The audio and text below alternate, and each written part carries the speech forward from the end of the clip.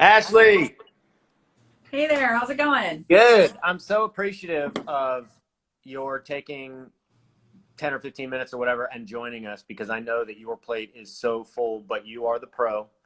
Um, and my wife and I, as you may know, we are huge lovers and supporters of HRA. So thank you very much for your time.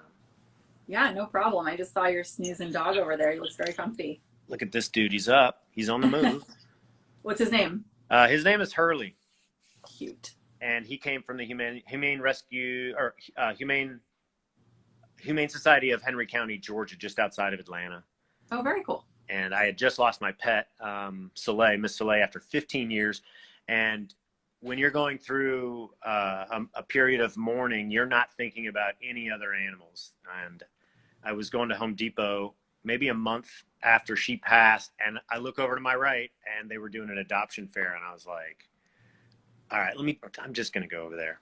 And Hurley was in one of those stackable crates, and the lady said he had been with her every Saturday for 6 months, and not one person looked at him. And I was like, Oh, this dude needs to be in our family.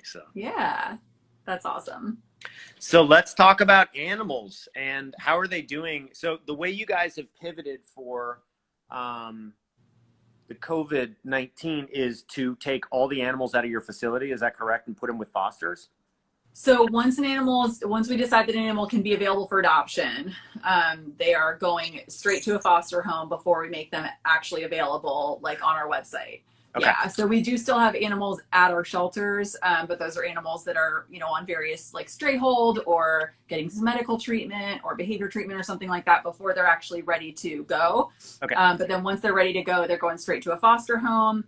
And then the foster is actually doing the meet and greet over like Zoom or FaceTime or something with the adopter. And then we do the counseling session remotely as well. So when we've been on your website over the past couple of weeks, you go and you search either campus or whatever, and only fosters come up. And that's exactly what you're talking about. Yeah. So the reason you're not seeing anything, there's not even an option anymore to look for dogs at New York Avenue is because there are no available dogs at New York Avenue. All the dogs that are in those buildings are not available for adoption right now. And once they are available for adoption, they'll be in a foster home. Have you noticed, have you been adopting out over the past couple of weeks? Is this system working for you guys, or is there anything we can do to spread the word on how to help? Yeah, so the system's been working great for us. We have a lot of interested adopters right now. I think everybody's at home and really needs a kind of bright spot in their lives. And, yeah. Everybody's really excited about adopting animals right now, which is great.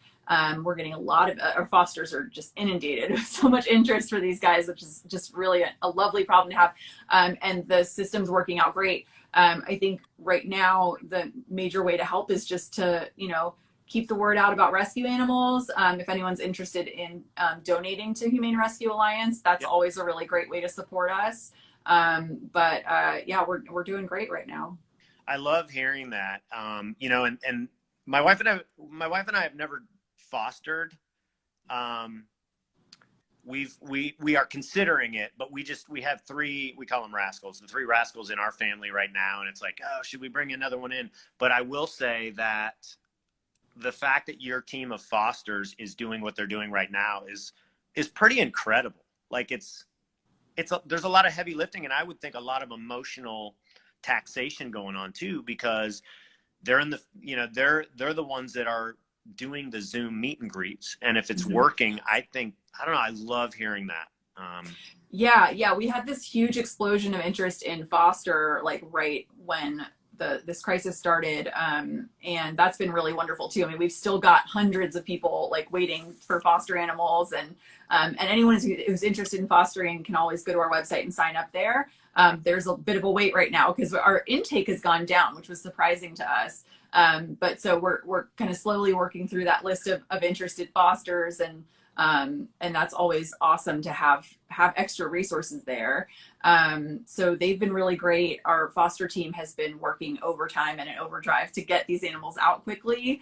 And it's actually been fascinating, again, because our intake has dropped. Like we've had this problem where like fosters are getting an animal and then they're getting so much interest right away that the animal's getting adopted super quickly, and they're actually like sort of disappointed because they expected to be able to like keep the foster animal a little longer. Yeah. And you know, we're right in the middle of bottle baby kitten season, and we've got more people who want to feed bottle baby kittens than we even have kittens. It's crazy. Yeah, I mean, I was on a conference call with some other animal welfare workers last week. Was like, can you even imagine, like, would you have imagined a time where we were saying like, who has more bottle babies that we can take care of? You know, like, you know, this is usually the time of year when we're all really struggling to keep up with how many animals we have in our care. And the foster, all these foster volunteers have just exploded our capacity to be able to care for all the animals that we need to care for. As you said a few minutes ago, that's a really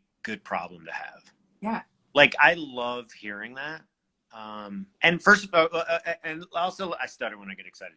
I want to tell you, like, you and your team at HRA, incredible. Like, my wife and I went to Bark Ball for the very first time.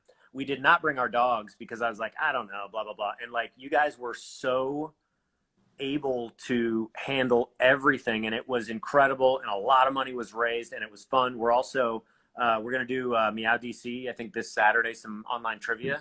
Yeah. And we're just huge fans, but I think it comes down to, for us, the men and women on your team that just have these huge hearts 365 days a year, whether the COVID-19 is going on or you're in the middle of summertime. And, you know, so I really want to sing your praises.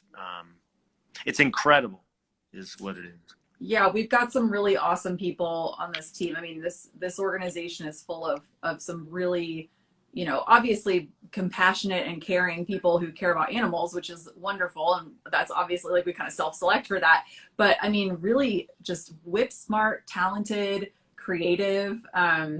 When we had some folks visit our organization last year, and they ended up calling us Scrappy, which I loved. I mean, you know, just we've got some really good people on our team. When you have that, you know, that passion for animals, and then you know, either have some tight resources or things are time sensitive or whatever, and you know, it's been a really great team to just come together and figure out quick solutions to things, you know, when we have to come up with how to care for these guys. And this is a perfect example of what you just said is what you've done over the past 6 weeks. I mean, you've flexed or pivoted, and it's just working.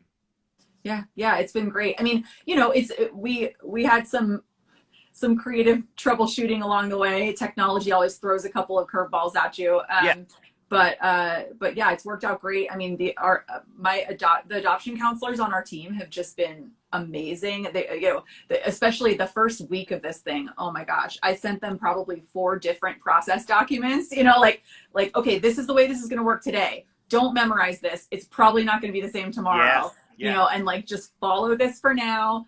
I'm so sorry, but it will probably be different in a couple days. Like, you know, and there was a good solid week, maybe even 2 weeks of just every day I was like, all right, update. We're not doing it that way anymore. You know, but you know, and they were able to kind of roll with the flexibility and the creativity on that, and just trust that it would work out. And we got there. So yeah, I mean, but it's all rolling really well now. So we're able to really get those adoptions going, make those matches, and get those animals on couches and in homes. And it's been awesome. I love hearing that. Did Sam, who's also a superstar, did she tell me you guys have a lot of turtles that need homes too? Yeah, we do. We actually just had, like, I think 4 of them are now adoption pending. But we still have a bunch of turtles in our care, and they do need homes, and they are actually at our Oglethorpe location. There may be some at New York Avenue too, I'm not sure, but I know for sure we've got a bunch here at Oglethorpe. And we're keeping those here just because, you know, the turtle setup can be very specific, and our fosters aren't really equipped for that. But yeah, they absolutely need homes. Where do they come from? Where do turtles come from? So most of them tend to come in as owner surrenders, people who, you know, adopted a turtle and then just couldn't care for it for one reason or another. We occasionally have had a stray turtle come in, which is, you know, not like, it doesn't like walk in off the street, but somebody will bring it in and be like, you know, my nephew moved and I found this in his apartment or something like that. So then we just do the stray hold and then make them available from there. But yeah. That's so interesting because every time we walk into your Oglethorpe building, they're all just swimming around. They're so happy right there on the right hand side. Yeah, they're totally social too. After a while they get really comfortable there, and then they'll get excited when they see people because they get fed, and so they'll just come right up to you. My 4-year-old loves the turtles. She'll stand there for like 20 minutes at a time just giggling about them. It's so cute. That's cool. Bunnies? Yeah, we have bunny. I don't know if we have any right now. I should have checked the site before I no biggie, got on no with biggie. you. But I don't mean to yeah, we often have rabbits, guinea pigs. Sometimes we'll have hamsters and gerbils, birds, snakes. I mean, we've got all kinds of stuff going on here. Okay. Well, I invite you to hit me up anytime we can spread the good message about the Humane Rescue Alliance and the incredible work that you and your team of fosters and adoption counselors, your doctors, everybody in the office. I mean, you guys are a very well-oiled machine, and anything that we can do to spread that word and get those fosters empty. Yeah. And those animals into forever homes, I'm all about it anytime. So yeah, I want to sing the praises too of our teams that are still doing the on-site work. We've got essential workers who are taking care of those animals every day, keeping the kennels clean. Yeah. Doing the behavior work and the medical work for those animals, and kind of risking their health to keep that population safe and healthy and strong. And they've been doing just incredible work that then helps us get those animals into homes. So, you tend to forget about that crew of people doing incredible work because when you go to the website, it's all fosters, right? And yeah. Oh, that must be all they have. But behind the scenes are all those people that are doing those great things. So yeah. There's, it's often a really heavy lift to get that animal ready to go into a foster home. And, yeah, we've got people on the ground doing that stuff, and they like food. So if you want to send them food, they love it.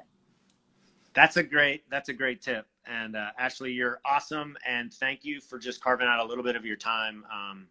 Because all 3 of our animals are rescues, and I don't know, they're living proof.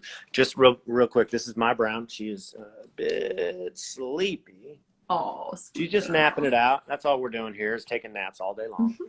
That's my crew too. Yeah. It's actually kind of rough to be working from home and seeing like my kids are all napping. My 3 dogs are all napping. Sometimes my kids are napping, my husband's on the couch napping too. And I'm like, all right, I guess I'll just go back to work now. Oh my God.